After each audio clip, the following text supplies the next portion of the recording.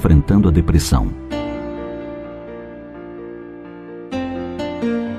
Considerada pelos especialistas como o mal do século XXI, a depressão já atinge cerca de 15% da população mundial.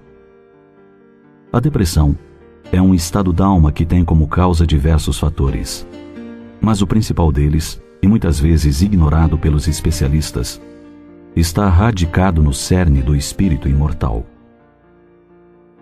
O espírito eterno é herdeiro de si mesmo. Pela lei de causa e efeito, ele traz ao nascer as experiências acumuladas ao longo dos milênios.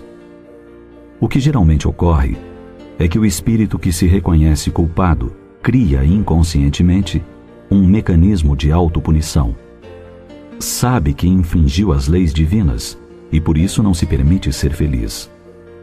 Assim, nos porões da consciência, ao que Freud chama id, estão esses clichês mentais, que muitas vezes são causadores de depressões graves. Por essa razão, nem sempre é possível reverter esse mal sem uma ação profunda e efetiva nas raízes do problema. O que acontece muitas vezes é que, sem se aperceber da gravidade da enfermidade, muitos pais fortalecem as bases da depressão nos primeiros anos de existência dos filhos, adotando um comportamento inadequado.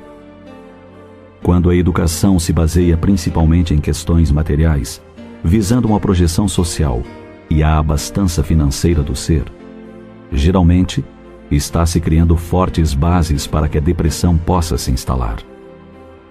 Um exemplo simples está no fato de pais e educadores massificarem a ideia de que o sucesso é de quem consegue um lugar de destaque na sociedade e que vencer na vida significa ter um cargo importante e dinheiro sobrando.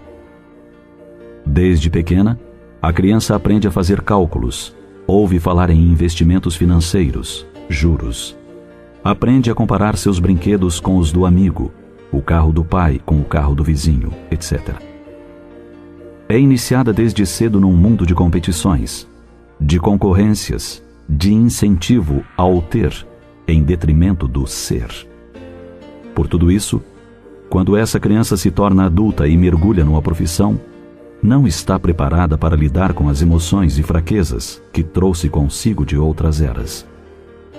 Saberá muito bem calcular o quanto seu colega ganha mais do que ele, mas não sabe subtrair uma simples ofensa do companheiro de trabalho.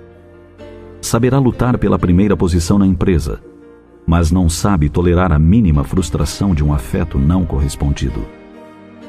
Conseguirá traçar metas brilhantes para elevar os lucros da empresa, mas não consegue vencer o abismo que o distancia dos entes queridos.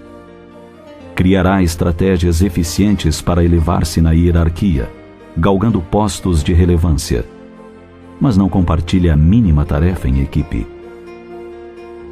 E quando não consegue nenhuma dessas façanhas que julga importantes, frustra-se e acredita-se imprestável, impotente, inútil.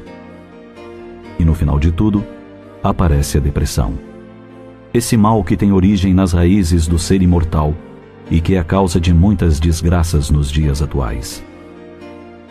Outro ponto falho é deixar de passar às crianças a ideia de Deus como um pai amoroso e justo, além de extremamente misericordioso.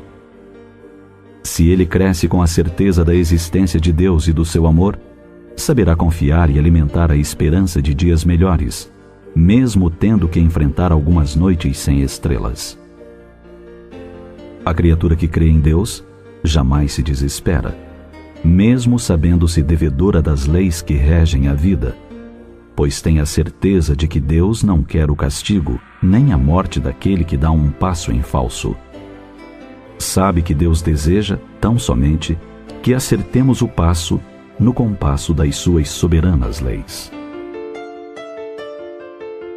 Se o seu coração lhe diz que você já tropeçou antes e as feridas abertas em sua alma o impedem de ser feliz, é momento de parar um instante para refletir.